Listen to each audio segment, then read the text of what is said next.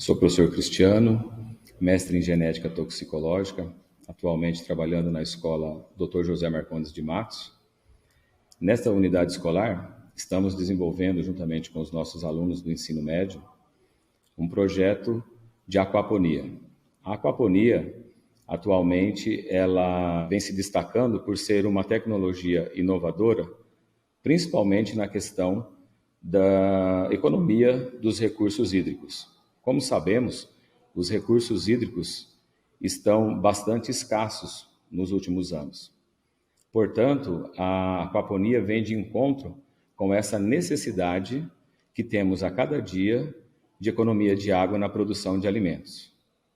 Neste mesmo sistema, estamos desenvolvendo testes com punks, algumas punks, e também com algumas plantas convencionais, uma vez que a aquaponia permite a produção de proteína animal e também proteína vegetal. A aquaponia, ela se destaca também por ser um projeto que envolve a água, a energia e a produção de alimento, principalmente visando a questão da segurança alimentar, tão importante no século XXI. Outro eixo importante que merece destaque neste projeto de aquaponia são a questão da metodologia, as questões didáticas, uma vez que este projeto permite e se faz uma grande ferramenta pedagógica, onde podemos desenvolver com os nossos alunos estudos, tanto na área de zoologia, na questão da biometria dos peixes, como também na área de microbiologia, na questão das bactérias, como também na questão da produção de alimentos sustentáveis, que é de grande importância, não poluirmos as águas com retorno de fertilizantes, né? E também permite uma produção saudável de alimentos que podem ser, estão sendo já utilizadas na alimentação dos nossos alunos, no almoço dos nossos alunos. Então, percebemos que o trabalho de aquaponia se desenvolve com uma maneira importante, tanto nas questões técnicas de economia de água, como também na questão pedagógica, influenciando os nossos alunos a desenvolver cada vez mais o seu projeto de vida. Olá, eu sou Adonis Menezes, doutorando em Engenharia Mecânica pela Universidade Federal de Santa Catarina, orientado pelo professor Júlio César Passos. Estou aqui para apresentar o trabalho intitulado Ebulição Convectiva de Dióxido de Carbono em Tubo Horizontal. A apresentação seguirá este roteiro. Será apresentada a motivação do estudo, o aparato experimental utilizado, os resultados obtidos e a conclusão do trabalho. Em função das alterações climáticas causadas pelo aquecimento global e pela deterioração da camada de ozônio, juntamente com a necessidade de substituir os fluidos halogenados por fluidos alternativos em razão da emenda de Kigali e também a otimização da troca térmica, definiu-se como objetivo de estudo a ebulição convectiva de dióxido de carbono.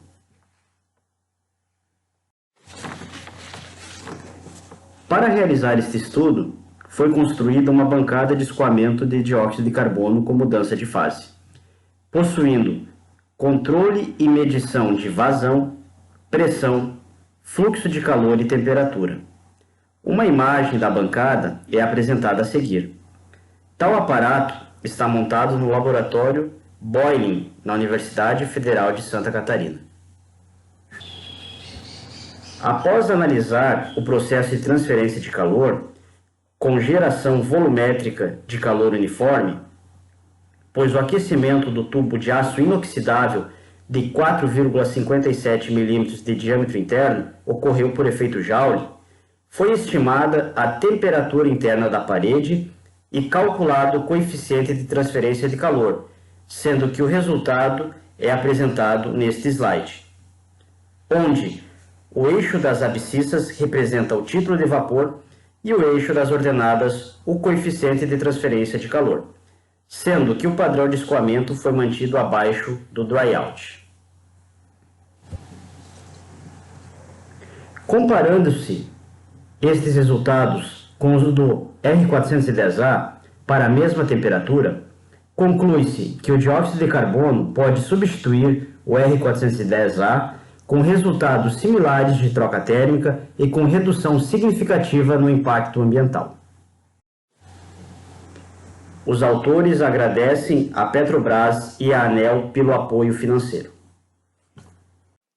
Olá, sou a Poliana Roquembar Mendes, mestranda de Engenharia Elétrica da UniOeste.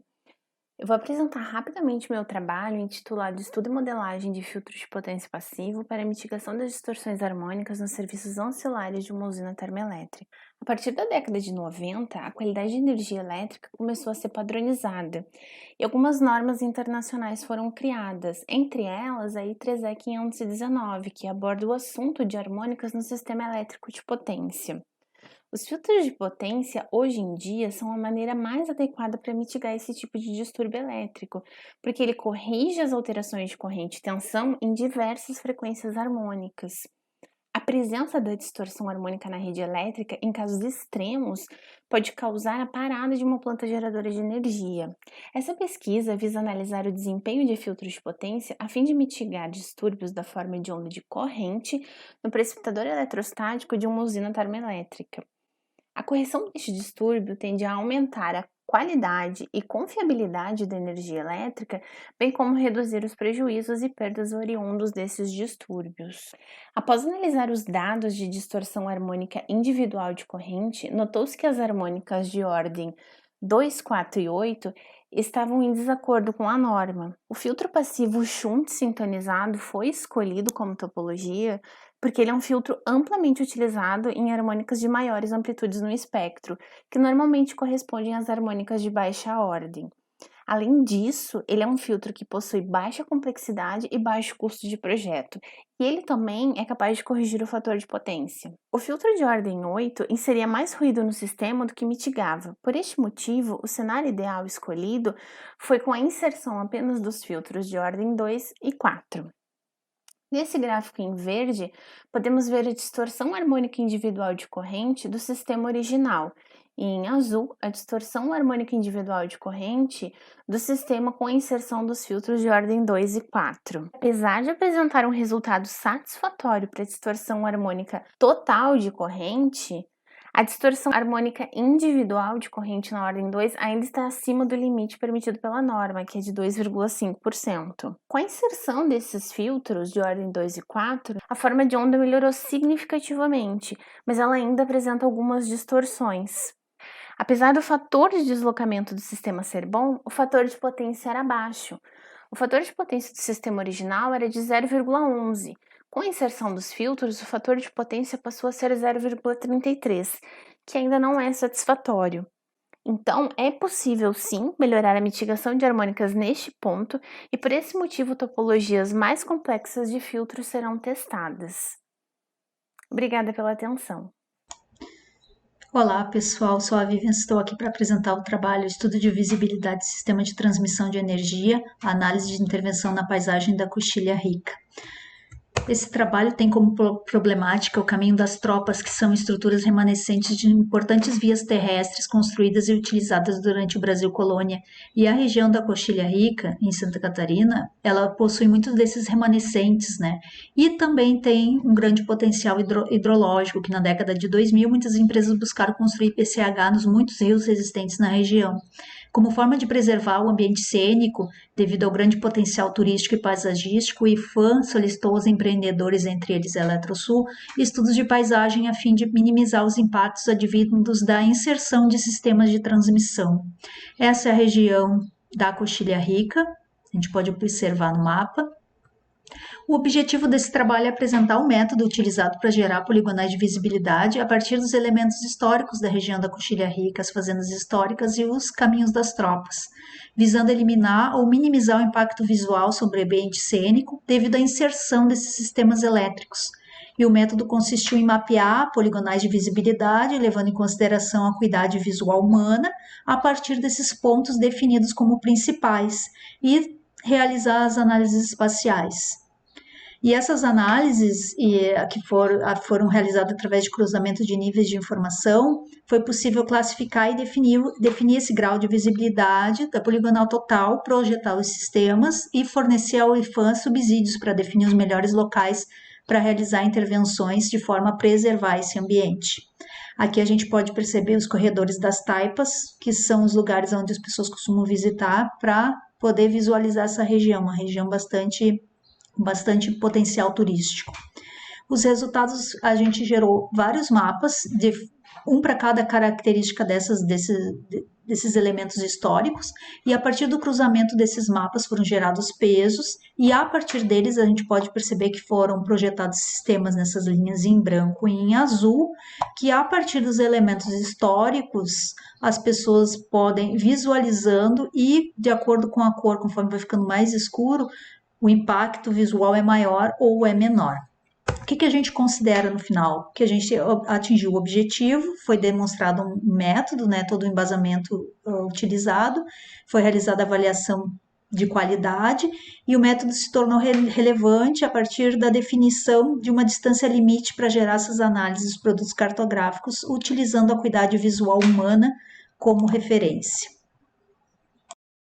Olá, meu nome é Isabela Oliveira e o presente trabalho tem como objetivo discutir os impactos da pandemia de Covid-19 sobre o desenvolvimento das energias renováveis no Brasil, com especial atenção à bioenergia e às fontes eólica e solar fotovoltaica. A pandemia de Covid-19 se configurou como uma crise de saúde global sem precedentes na história recente. Nos esforços para a contenção do vírus, a medida de lockdown foi adotada por governos em nível local, regional e nacional em diversos países, levando a uma redução na produção e no consumo de bens e uma queda no consumo energético mundial 7 vezes maior do que a causada pela crise financeira de 2008.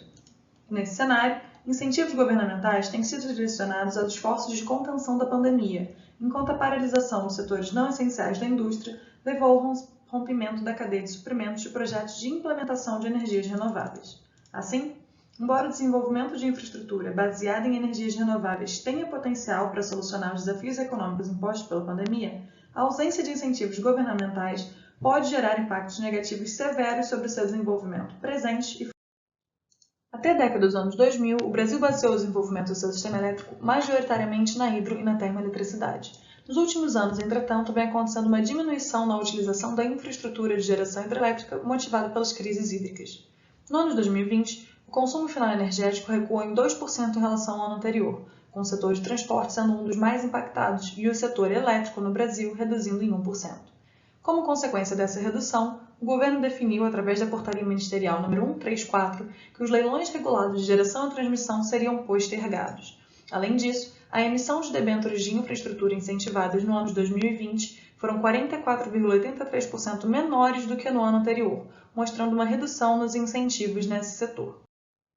O crescimento na produção e consumo de biocombustíveis também não atingiu as previsões anteriores à pandemia. Alguns fatores que contribuíram para isso foram a redução do percentual do biodiesel acrescentado no diesel fóssil para 10% em alguns meses do ano, a flexibilização das regras de retirada do biodiesel contratado nos leilões, permitindo que as distribuidoras retirassem um mínimo de 80% do valor adquirido sem aplicação de multas, e a queda de 12,3% no consumo de etanol, motivada pela redução da demanda por combustíveis de forma geral, mas também pela queda dos preços do petróleo, que prejudicou a competitividade do etanol em relação à gasolina.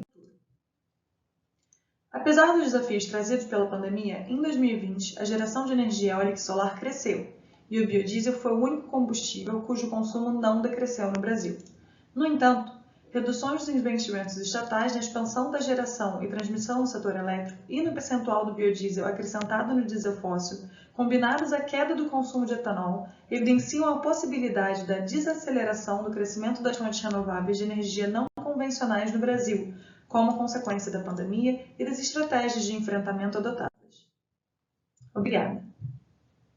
Olá, meu nome é Melissa e eu vou falar sobre o potencial de aplicabilidade de técnicas de captação de energias residuais para dispositivos eletrônicos portáteis. Aqui temos os tópicos a ser vistos. Atualmente, o desenvolvimento de tecnologias baseadas no conceito de Energy Harvesting são objeto de estudo devido ao enorme potencial destas em modificar paradigmas no projeto de dispositivos eletrônicos, visto que o conceito se trata de converter, condicionar e aproveitar as perdas energéticas ou as fontes de energias renováveis disponíveis no próprio local de uso para suprir o fornecimento de carga de energia de um dispositivo, tornando-o em um sensor e ou sistema autônomo.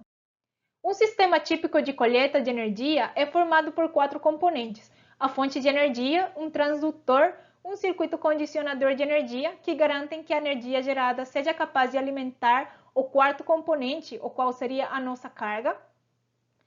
E então, primeiramente, temos a radiofrequência, que esta pode capturar e converter energia eletromagnética em uma tensão contínua utilizável, podendo alimentar uma etiqueta de identificação por radiofrequência de 10 microwatts.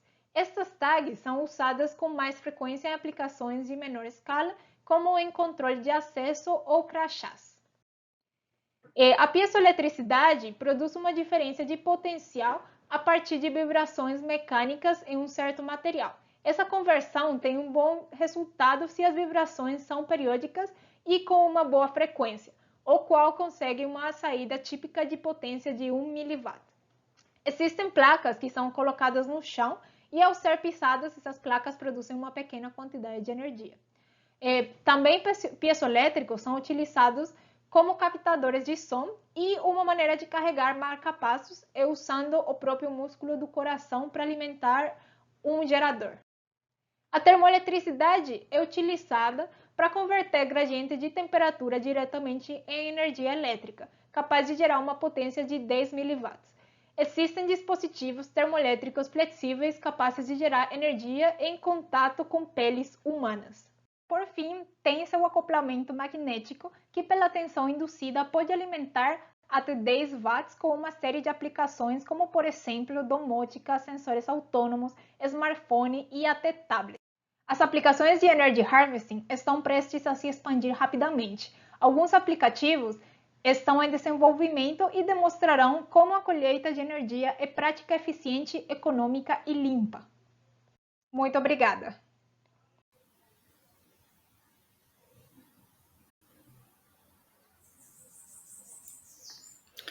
Olá, me chamo Luciana Antunes de Matos, sou docente da Secretaria Estadual de Educação do Rio de Janeiro e doutora em Ciências Biológicas pela Universidade Federal do Rio de Janeiro. Venho trazer aqui o trabalho intitulado Produção de Bioetanol e Horta Punk, propostas autossustentáveis após crise de abastecimento de combustíveis. Bom, o que levou à motivação desse trabalho foi a questão, da grande dependência por combustíveis fósseis e também a perda de biodiversidade nos campos e nos pratos dos brasileiros. Então, em relação ao aumento, em razão do aumento excessivo do preço do petróleo e da discussão mundial sobre a redução das emissões de carbono, os biocombustíveis precisam ocupar o centro das atenções nacionais e internacionais. E aí o Brasil ele conta somente com a expansão do cultivo de cana-de-açúcar, o que é um grande problema, porque traz a questão aí, da perda de biodiversidade nos campos. Essa perda de biodiversidade não acontece só nos campos, mas também nos pratos, Então a gente sabe que muitas de nossos itens alimentares, eles foram sendo perdidos. Então a agricultura convencional, ela trouxe essa questão, da gente perder esses hábitos alimentares. E as plantas alimentícias não convencionais vieram então fazer parte desse projeto. Bom, em 2018 a gente teve uma greve de caminhoneiros e esse projeto então surgiu em 2019, justamente após discussões dos discentes sobre consumo sustentável. Os objetivos então foram contribuir para a redução da dependência de combustíveis fósseis tradicionalmente utilizados, dos combustíveis também não fósseis, no caso do bioetanol oriundo da cana, e fomentar em estudantes do ensino médio a busca por soluções sustentáveis com a produção então de bioetanol a partir de frutos que seriam desperdiçados, frutos que iriam para o lixo, e também com o cultivo de horta punk. Aqui as etapas metodológicas, a gente pode ver que os alunos eles obtiveram frutos não só da merenda escolar, que iriam para o lixo por estarem extremamente maduros, mas também do comércio local, do entorno da escola. Então foram testadas laranja, maçã, banana, manga, e as frutas que obtiveram maior percentual alcoólico foram a banana e a maçã. 80% de etanol foram obtidos após fermentação alcoólica em bananas e 60% com maçãs maduras. As punks cultivadas foram peixinho, taioba, almeirão, ora pronopis, coentro selvagem e bertalha. Bom, como conclusão, a gente tem, então, que é de extrema necessidade a busca por soluções alternativas de consumo, né, que colaborem com a redução da pegada de carbono, que colaborem, então, com o aumento da segurança alimentar, né, e a gente precisa, então, priorizar linhas de fomento, então, nessa questão. Olá, hoje vou apresentar as seleções de portfólio de referência sobre soluções para o conflito da vegetação urbana com a rede de distribuição. Os autores Nuria Esperança Sarango e Osvaldo Ideoando Jr.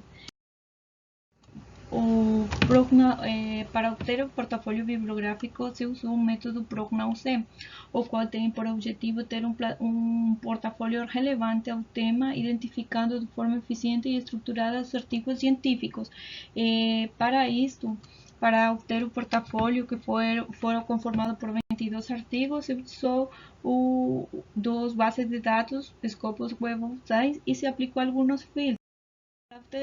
O método PROCNAU-C, se tem que seguir um algoritmo, e este algoritmo é o seguinte, que constitui o banco de artigos brutos. Se inicia com a definição dos eixos e das palavras-chave. Em meu caso, o eixo 1 diz respeito aos indicadores de qualidade da rede de distribuição no que respeita aos impactos gerados pela vegetação, e o eixo 2, ferramentas, métodos e técnicas para melhorar estos indicadores. Se define o banco de dados, que são dos Web of Science e Scopus do portal CAPES, e também se faz uma definição de temporal, que foram 12 anos. Após feito isso, se faz um teste de aderência para ver se essas palavras-chave estão ou não alinhadas na pesquisa. 9.000 artigos, os quais foram passando por alguns filtros, que são quanto a redundância, alinhamento de título e reconhecimento científico.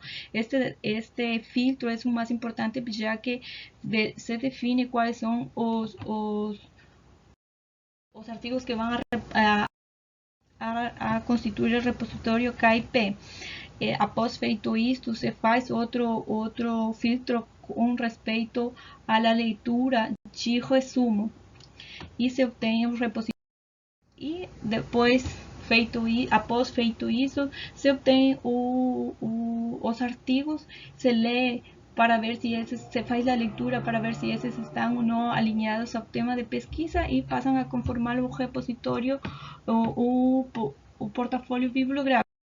Os artigos obtidos utilizam diferentes métodos para melhorar a qualidade de energia elétrica e os indicadores de qualidade. E alguns, inclusive, possibilitam o direcionamento das atividades de manutenção. Os autores agradecem o apoio à pesquisa da Companhia Estadual de Distribuição de Energia Elétrica e do Programa de Pesquisa e Desenvolvimento. Olá, meu nome é Ana Carolina e eu vou apresentar o trabalho Simulação Offline de um conversor Bush para aplicação em microrede, que tem como autores eu, o Osvaldo Ideoando Jr. e o Marco Roberto Cavallari. O conceito de microrede ele vem tomando um significado mais amplo. Não só pode ser um sistema isolado com diferentes tecnologias de distribuição, de geração distribuída de pequeno porte, um sistema de armazenamento de energia, sensores, equipamentos de proteção e controle, como também pode operar paralelo à rede. Em uma microrede, por exemplo, que possui energia solar, o conversor do tipo Bush CCCC de corrente contínua tem como principal função elevar e regular a tensão de saída dos painéis, e é este conversor que utilizamos em nosso trabalho. A sombra total ou parcial que incide sobre os painéis fotovoltaicos faz com que a tensão tensão de saída do módulo caia. Então, para diminuir este efeito, um controlador em modo de tensão deve ser aplicado ao circuito do conversor, fazendo com que a tensão ela se mantenha controlada. Então, neste trabalho, propõe-se uma simulação offline de um conversor CCCC do tipo Boost, com controle em modo de tensão para aplicação em microredes que tem energia solar presente como uma das fontes de energia.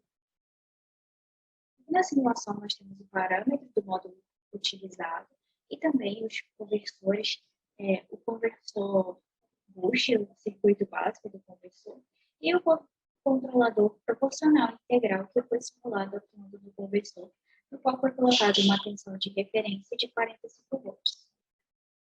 Analisando os resultados das simulações, nós temos que o controle proporcional integral simulado ele funciona muito bem quando a tensão de saída ela passa de 36,7 volts para 30 volts e 25 volts. O controlador PI ele funciona muito bem, elevando a tensão até a tensão de referência de 45 volts. Porém, quando a tensão de entrada é de 15 volts, aqui simulando um sombreamento parcial, nós temos que o controlador ele aumenta a tensão, elevando ela até a tensão de referência, porém com uma certa instabilidade. Mas, de um modo geral, nós temos que este controle ele funciona para diminuir o efeito do sombreamento em módulos fotovoltaicos, visto que ele conseguiu elevar a tensão até uma tensão de referência. As principais conclusões foram análises do trabalho de Vilela e o trabalho de Reddit. Muito obrigada.